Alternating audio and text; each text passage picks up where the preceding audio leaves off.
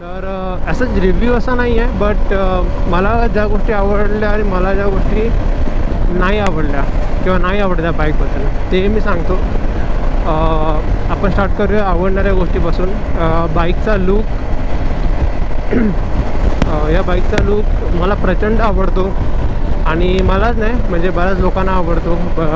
लोक वळून वळून बघतात आणि ज्या लोकांना बाईकबद्दल एवढं नॉलेज नाही त्यांच्यासाठी बाईक म्हणजे जस्ट एक कम्यूट करायचं एक साधन आहे, जस्ट एक मशीन आहे ज्याच्या थ्रू तुम्ही पॉईंट ए पासून पॉईंट बी पर्यंत जाता. त्या लोकांना म्हणजे ही बाईक दिसली की त्यांना असं वाटतं की खूप मोठी कुठली तरी बाईक आहे, 500-600 सीसीची बाईक असेल, 6-7 लाखाची 4-5 लाखाची बाईक असेल असं त्यांना फील येतं. बिग बाईकचा फील येतो ॲक्च्युली. तर लुक चांगले आहेत. So first point is look and feel. Second is handling. ते हँडलिंग चांगली आहे, तुम्ही सिटीमध्ये पण बऱ्यापैकी हँडल करू शकता. बट याचं फ्रंट व्हील थोडं मोठं म्हणजे आपले जे बेसिक कम्प्युटर्स असतात त्याच्यापेक्षा बऱ्यापैकी मोठं आहे. जर तुम्ही इनिशियली पहिले कुठली कम्प्युटर बाईक पॅशन शाईन वगैरे असे कुठले बाईक चालवत असाल तर तुम्हाला इनिशियली वाटेल की हे हँडल तितकं वळत नाही आहे म्हणजे असं वाटू शकतं. बट जर तुम्ही बाकीच्या बाईक ॲडव्हेंचर टूरर किंवा अजून दुसऱ्या कुठल्या ऑफरोड बाईक्स वगैरे त्याच्यावर जर तुम्ही त्या बाईक जर तुम्ही चालवलेल्या असेल तर तुम्हाला कळेल की ह्या बाईकचं हे असंच असतं साधारण. सो ते एक वाटू शकतं. तर पण ह्याची हँडलिंग चांगली आहे सिटीमध्ये. काय करतो आहे यार सिटीमध्ये असेल किंवा हायवेवर हँडलिंग चांगली आहे. Second thing is performance. इंजिनबद्दल बोलायचं झालं तर मला ॲक्च्युली या बाईकमध्ये सगळ्यात जास्त जर आवडत असेल तर या बाईकचा परफॉर्मन्स. ह्या बाईकचा इंजिन काय इंजिन आहे यार. 250 सीसीची असून काय स्टेबल चालते, काय मक्खन चालते बाईक. माझ्यासाठी या बाईकचा कम्फर्टेबल क्रुझिंग स्पीड माझ्यासाठी 95 ते 105 आहे. त्याच्यामध्ये मला ही बाईक चालवायला खूप आवडते. बट याचा अर्थ असा नाही आहे की ही बाईक 105च्या वर गेली की अनकम्फर्टेबल आहे किंवा तो त्याचा क्रुझिंग स्पीड नाही असं नाही. आता जर तुम्ही बघाल तर आता मी 110ला आहे, ठीक आहे. याच्यामध्ये मी व्हायब्रेशनचं सांगतो. कसं आहे की जसं तुम्ही 100 क्रॉस करताना 100 हळूहळू एकदम मायन्यूट म्हणजे एकदम हलके व्हायब्रेशन यायला चालू होतील 102, 103, 104, 105ला आणि देन सडन म्हणजे जसं तुम्ही 105, 106 क्रॉस करताना की ते व्हायब्रेशन पण निघून जातात. ते तेवढ्या पॅचमध्ये व्हायब्रेशन येतात. ॲटलिस्ट हे मी ह्याच्याबरोबर माझ्या बाईकसोबत तरी असंच होतं की 100 ते 105पर्यंत हलकेसे व्हायब्रेशन्स येतात आणि 105, 106 जसं निघून जातं 110 जशी टच करते बाईक काहीच व्हायब्रेशन नसतात यार. आणि इवन मी 115 वगैरे पण चालवले आहे तर काहीच व्हायब्रेशन नाही. ॲटलिस्ट मी एवढं बोलू शकतो 115पर्यंत काहीच व्हायब्रेशन नसतात बाईकमध्ये. तो एक फक्त थोडासा पॅच असो आणि ते जे व्हायब्रेशन असतात ना ते खूप कमी असतात. ते बघा आता 104 आहे ना, इथे हलकेसे व्हायब्रेशन्स आहेत आणि ते फूट पेकला येतात. बट जसं तो 105च्या आसपासचं स्पीड तुम्ही एकतर मागे किंवा पुढे जाता तसे ते व्हायब्रेशन निघून जातात. सो ते एक आहे. बट या बाईकचं एक आहे की तुम्हाला असं टॉर्क एवढा नाही आहे. लो एंड टॉर्क बोलू शकता ज्याच्यामध्ये तुम्ही नाही का ॲक्सिलेटर दिलं की बाईक रपारप निघते असं नाही होणार जसं हिमालयन निघते. ते बाईक एकदा सुटले की सुटतात ओके. पण ह्या बाईकचं काय जेव्हा तुम्ही ह्या स्पीडला पोचाल 100, 105, 110, 115 तिकडे तुम्हाला एकदम स्मूथ रायडिंग एक्सपिरियन्स भेटेल. Smooth as in engine smooth असतं गाडीचं ओके. सो मला सगळ्यात आवडती गोष्ट आहे इंजिन. बाकी सेकंड इज सिटिंग कम्फर्ट. ह्या बाईकची सीट चांगली आहे, ना जास्त सॉफ्ट ना जास्त हार्ड, जशी पाहिजे तशी सीट आहे तशी सीट आहे. सो ह्याच्यावर तुम्ही बघा किलोमीटर्स आणि किलोमीटर्स राईड करू शकता काही टेन्शन न घेता. हां मी जेल सीट घेतली आहे बट ते वेगळं रिझन आहे.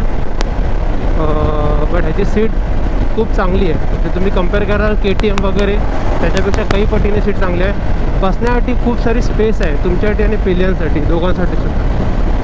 तर ते एक आहे. अजून काय चांगली गोष्ट आहे, हां बाईकचा ॲव्हरेज. मी ॲक्च्युली बाईक याच्यासाठीच घेतली होती. मला ॲक्च्युली अशी बाईक पाहिजे होती, कारण मी थोडं बघत होतं की थोडं इकॉनॉमिकल गोष्टी थोडासा ट्राय करत होतो. सो मग ही बाईक ह्या बाईकचे रिव्ह्यू बघितले, बोले बाईक चांगली 100च्या आसपास चालते आणि स्टील तुम्हाला 35 to 40च्या मध्ये ॲव्हरेज देते, मायलेज देते.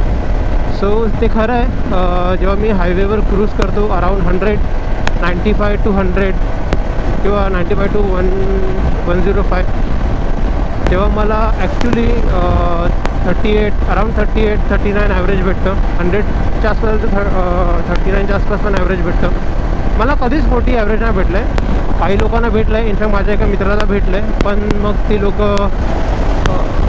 कंटिन्युअस 60-70च्या स्पीडला चालवतात. पण ही बाईक 60-70च्या स्पीडला कशी चालवतात मला माहीत नाही, कारण मी जेव्हा पण बाईक चालवायला घेतो मी माझा नॉर्मल ॲक्सिलेटर जो माझा आहे नेहमीचा तो देतो, आणि ही बाईक थोड्याच वेळात 95वर असते. सो मी ही बाईक 60-70च्या स्पीडला तरी नाही चालू शकत. त्याच्यामुळे आणि मला जो ॲव्हरेज भेटतो तो त्याच्यासोबत मी सॅटिस्फाय पण आहे. 38-39 आणि सिटीमध्ये 37 हे वाईट नाही. पण जर खूप जास्त ट्रॅफिक असेल तुमच्या सिटीमध्ये तर कदाचित ॲव्हरेज कमी होऊ शकतो. ओके, तर ही पण एक चांगली गोष्ट आहे. ह्या काही गोष्टी आहेत जे मला खूप आवडल्या.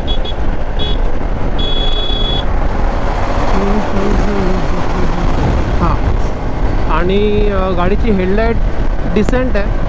ऑब्वियसली जर तुम्ही राईडला आहात लांब लांब तर तुम्हाला ॲडिशनल फॉग लाईट लावावे तर लागतीलच, बट स्टील त्याची जी स्टॉक हेडलॅम्प येते ती चांगली आहे.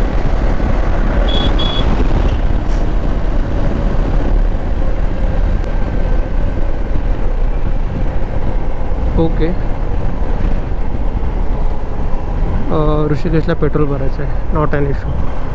माझ्याकडे आहे बऱ्यापैकी. मी इथे थोडं थांबवतो आणि मग बरं झालं, थोडं शांततेत बोलता येईल. अजून काय चांगलं आहे गाडीचं, तुम्हाला गाडीसोबत ॲक्सेसरीज भेटतात, ते पण एक प्लस आहे. जसं की विंडशिल्ड येते, मागे काय म्हणतात त्याला, टॉप बॉक्स माउंट करायला तो एक रॅक येतो, ते एक चांगलं आहे. आणि ठीक आहे. आता याच्यामध्ये वाईट गोष्ट जर बोलायची झाली किंवा आपण जर कम्फर्टबद्दल बोललो तर ह्या गाडीचा कम्फर्ट आहे ना, आता मी काय बोलू, सीट वगैरे चांगली आहे. सिटिंग पोस्चर बऱ्यापैकी अपराईट आहे. मी पूर्ण अपराईट असं नाही म्हणणार, बऱ्यापैकी अपराईट आहे. कारण थोडं तरी तुम्हाला लीन व्हावं लागतं. तर तुम्ही बघाल मी पण हँडलबार रायझर्स लावलेत आणि ते थोडे इन्क्लाइन हँडलबार रायझर्स आहेत, सो दॅट ते थोडे राईज पण झाले आहे, त्याची हाईट पण वाढली आणि ते थोडे माझ्या साईडला लीन पण झाले. सो मला एवढं लीन करावं नाही लागणार. बाकी बट ठीक आहे, म्हणजे जरी हँडलबार रायझर नाही लावले तरी बरीच लोक आहेत जे कम्फर्टेबली चालवतात आणि त्यांना असंच काही इश्यू नाही. सो ते आहे, सीट कम्फर्ट आहे. बट स्टील सगळ्यात वाईट पॉईंट किंवा ज्या गोष्टीचा मला वैताग येतो या गाडीबद्दल तर तो आहे की ह्याचे सस्पेन्शन ते एवढे स्टीफ आहेत, म्हणजे प्रचंड स्टीफ आहेत. लिटरली बाईक तुम्हाला ना उडवत चालते हायवेवर. अजून मला दुसरा कुठला शब्द नाही आठवला. म्हणजे लिटरली बाईक तुम्हाला उडवत चालणार. तुम्ही कम्फर्टेबल राईडचा एक्सपिरियन्स नाही करू शकत. सो कम्फर्ट ह्या बाईकवरून विसरून जा. आणि सगळे बोलतात की हार्ड सस्पेन्शन हायवेसाठी चांगले असतात. अग्री, म्हणजे दॅट्स ट्रू. तुम्हाला जर कुठे प्रॉपर रोड भेटला ना तर कम्फर्टेबल राईड असेल तुमची. पण आपण इंडियामध्ये राहतो, कम ऑन, आपले रोड खूप वाईट आहेत, इवन आपले हायवेज वाईट आहेत. तर आपल्याला खूप सारे खड्डे भेटतात वाटेत. सो त्याच्यामुळे त्याच्यामुळे तुमची जी राईड आहे ती एवढी कम्फर्टेबल नाही होत या बाईकवर.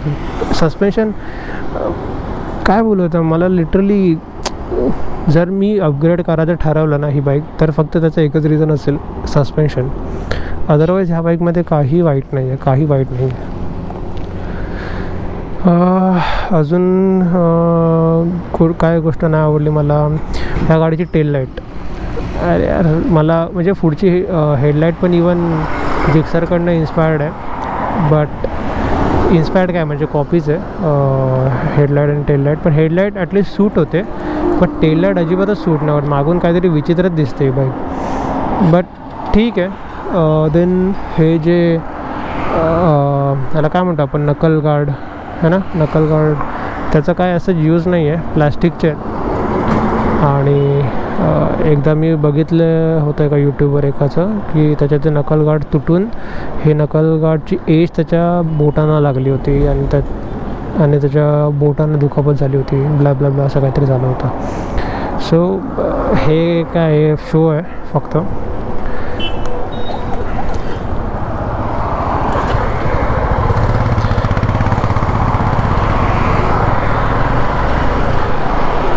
बाकी दुसरी गोष्ट काय असेल, विंडशील्ड दिली आहे विच इज गुड, बट ती एवढी थोडीशी अजून मोठी पाहिजे होती. म्हणजे ॲटलीस्ट एवढी जरी असती ना तर हे जे विंड बफेटिंग होतं ना, प्रचंड विंड बफेटिंग होतं. तर ते पण तुम्ही कम्फर्टमध्ये कन्सिडर करू शकता, कारण सतत तुमच्या हेल्मेटमध्ये हवेचा आवाज वाजत राहतो. त्याने म्हणजे इट इज नॉट गुड. एवढा नसलं पाहिजे, थोडंफार विंड बफेटिंग होतं ते तर ठीक आहे, ते सगळीकडेच होतं. पण त्याच्यामुळे मी ॲक्च्युली ह्याला विंडशील्ड एक्सटेंडर लावायचो.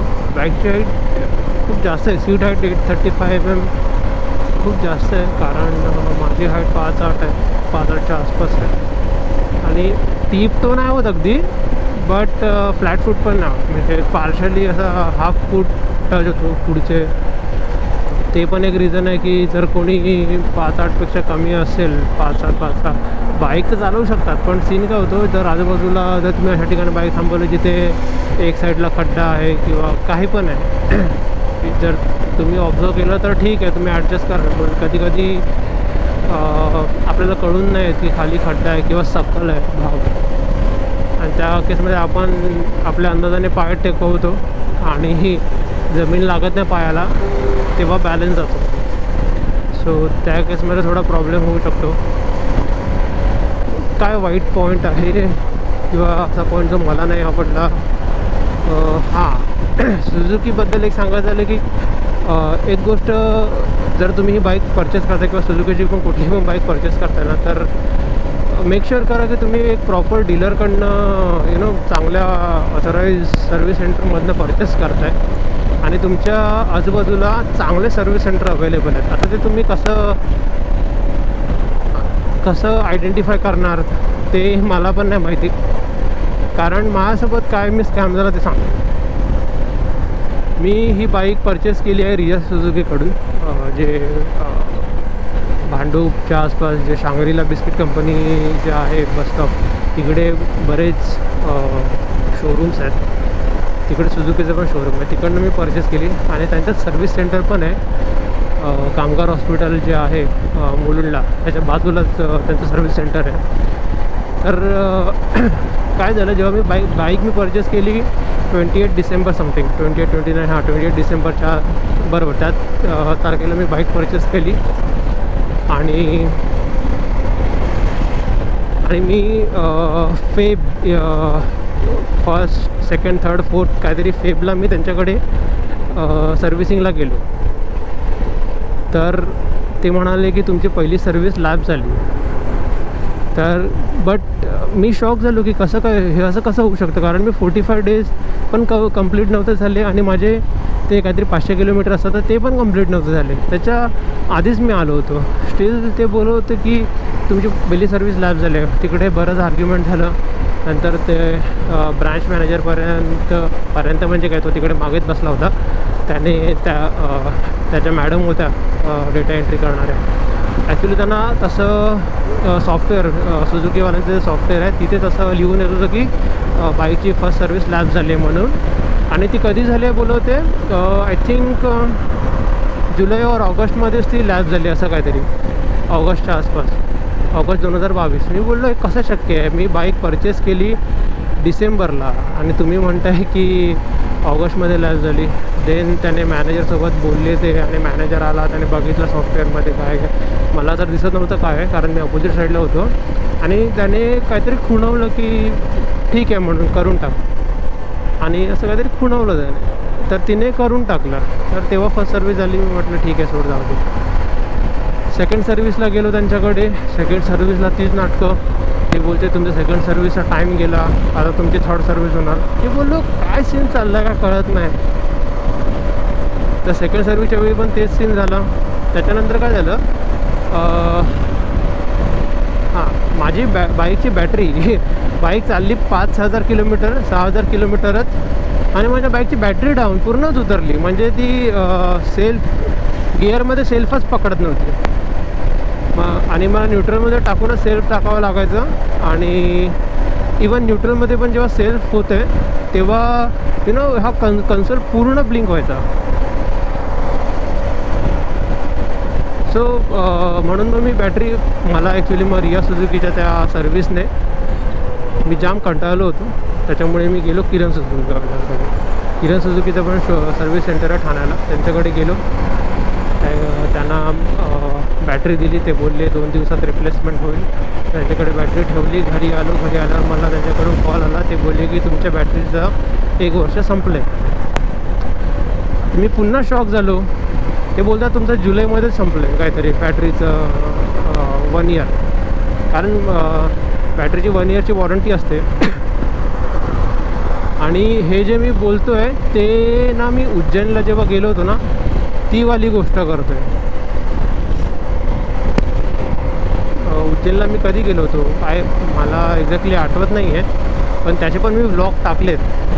सो बट मला माझ्या बाईकला जास्त नाही, म्हणजे 6-7 महिनेच मे बी झाले असतात. तर हे म्हणतात की 1 वर्ष झालं, तर मला कळलं नाही. तर मग ते बोलली की एक काम करा, मी समजतो तुमचा प्रॉब्लेम, तर तुम्ही ना रिया सुझुकीकडेच जावा आणि त्यांना सांगा असं असं झालं आहे, ते तुम्हाला रिप्लेस करून देतील, पण आमच्याकडनं नाव होणार. तर मग मी त्यांच्याकडे गेलो आणि मग रिया सुझुकीवाल्यांना बोललो की हे असं असं आहे म्हणून. आणि तोपर्यंत मला किरण सुझुकीवाल्यांनी एक बॅटरी दिली होती टेम्पररी. ठीक आहे, ती पण एवढी काय प्रॉपर नव्हती. आणि त्याच्यामुळं बाकी म्हणजे गाडी नंतर त्याच्यावर चालवतो. इनफॅक्ट मी उज्जैनला वगैरे पण त्याच टेम्पररी बॅटरीवर, सेकंडरी बॅटरीवरच गेलो होतो. आणि तिकडे जाऊन वेगळाच कांड झाला. तिकडे जाऊन ती बॅटरी पूर्णच डाऊन झाली इंदोरला गेल्यावर. ते तर ब्लॉगमध्ये आहेच माझ्या. बाकी मग त्या रिया सुझुकीने ती बॅटरी मला रिप्लेस करून दिली, पण ती बॅटरी रिप्लेसमेंटला त्या लोकांनी 1.5 महिना घेतला ऑलमोस्ट. जे किरण सुझुकी बोलत होते 2-3 दिवसात देतील. आणि किरण सुझुकीवाल्यांचे मला कॉल, अरे साहब वो बॅटरी का क्या हुआ, कारण त्याची सेकंडरी बॅटरी माझ्या बाईकमध्ये होती. तर तो सीन. मग मी बोललो यार काय बोलणार फालतूगिरी. सपोर्ट करत होते मी, असं नाही बोललं सपोर्ट करत नव्हते किंवा असं एकदम धुडकावून लावत होते नाही होणार सर्व्हिस, नाही भेटणार बॅटरी, असं नव्हतं. मला भेटत होतं, पण मी ॲज अ कस्टमर मी एवढा त्रास सहन का करावा. करेक्ट, मी जेवढे आहे तेवढे सगळे पैसे दिले आहेत, तर तरी पण मी हा त्रास का सहन करावा, हा माझा प्रश्न होता. आणि त्याच्यानंतर मी बोललो थर्ड सर्व्हिसिंगला तर मी अक्षरशः वैतागलो होतो रिया सुझुकीवाल्यांना. तर मग मी बोललो आता किरण सुझुकीकडेच मी सर्व्हिसिंगला देतो. कारण ते बोलले पण होते सर्व्हिसिंगमध्ये काय इश्यू नाही येणार, कारण बॅटरीचं काय सीन झालं की बॅटरीवर डेट थोडी ओल्ड होती असं ते म्हणत होते, त्याच्यामुळे इश्यू आला. बट सर्व्हिसिंगच्या वेळी इश्यू नाही येणार.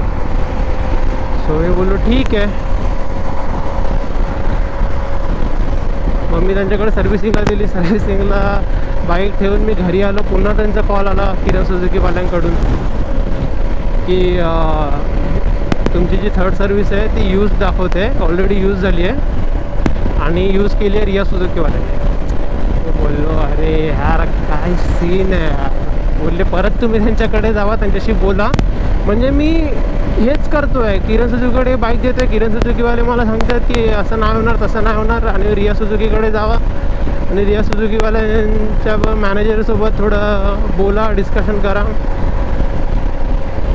मग मी परत गेलो त्यांच्याकडे, त्यांना बोललो की मी माझी बाईक किरण सुझुकीवाल्यांना दिली आहे आणि ते म्हणतात की माझी सर्विस ऑलरेडी यूज झाली आहे तुमच्याकडून, आणि त्यांनी तारीख पण सांगितली या तारखेला यूज झाली आहे. मग त्यांनी कॉल केला, मग रिया सुझुकीवाल्याने किरण सुझुकीवाल्यांना कॉल केला. लय कन्फ्युजन आहे ना आयुष्यामध्ये, खूप कन्फ्युजन होतं माझ्या पण तेव्हा. मग रिया सुझुकीवाल्याने किरण सुझुकीवाल्यांना कॉल केला आणि बोलले की अरे यार कर दो यार इसका बाईक, असं काहीतरी बोलले असतील, आणि मग माझी बाईक झाली सर्विस. सो सुझुकीमध्ये एनिवे 3च फ्री सर्विस भेटतात. आता याच्या पुढे पेड असेल तर आय होप सो की याच्या पुढे काही इश्यू नाही येणार. बट तेव्हा मला कळालं ॲक्च्युली ही बाईक ओल्ड डेटेड आहे किंवा असेल. बाईकमध्ये काहीच इश्यू नाही, ठीक आहे. म्हणजे मे बी असं असेल की कोणीतरी बुकिंग केली असेल जुलैच्या आसपास, जून जुलैच्या आसपास, ठीक आहे. तेव्हा लोकांनी बाईक वगैरे मागवली असणार, पण रजिस्ट्रेशन झालंच नाही आणि त्याच्या आधी त्यांनी बुकिंग वगैरे कॅन्सल केली. असं काहीसं झालं असावं असा माझा अंदाज आहे. बाकी मला सर्विस भेटली, मला मी असं नाही म्हणत आहे की मला त्यांनी फ्री सर्विस जे ठरलं ते नाही दिले किंवा मला बॅटरी रिप्लेसमेंट करून नाही दिली, पण मला खूप त्रास झाला.